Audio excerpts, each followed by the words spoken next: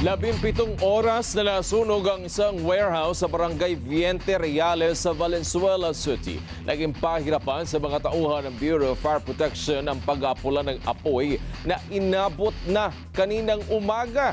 Wala namang napaulat na nasugatan o nasaktan sa nangyaring sunog habang patuloy ang investigasyon ng BFP. Si Erlo Bringas magpabalita.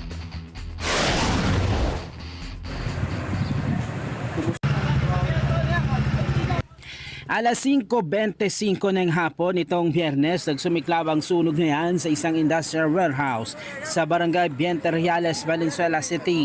Agad ay tinaasaw ng alarma ang sunog dahil sa mabilis at hindi mapigilang pagkalat at paglaki pa ng apoy. Makapal na usok din ang tumambad sa mga dumating na mga bumbero maging fire volunteer sa lugar. Habang ang mga residente sa kalapit na residential area nabulabog.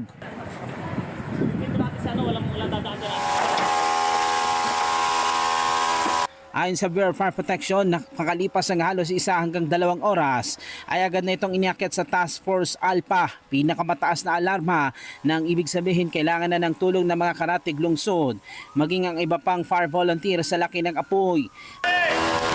Ang mga residente na malapit sa nasusunog na industrial warehouse, agad daw silang tumawag ng bumbero sa takot na baka umabot sa kanilang mga bahay ang sunog.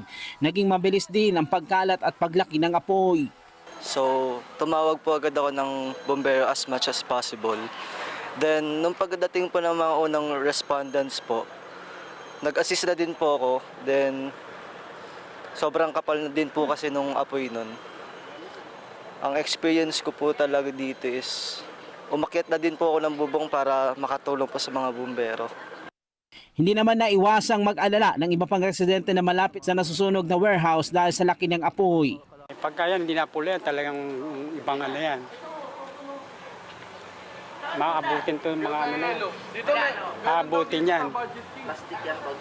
Plastic, halo, chemical, saka mga ano doon. Diesel daw, may diesel daw doon, part doon, sa may area na yun eh.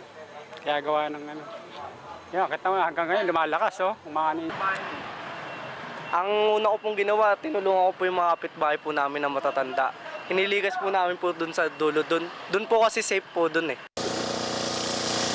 Walang naitalang nasugatan at nasawi sa nasabing insidente, habang aabot naman sa umigit kumulang 800 bumbero, rescue personnel at social workers ang tumagon sa nasabing fire incident. Level natin, tubig!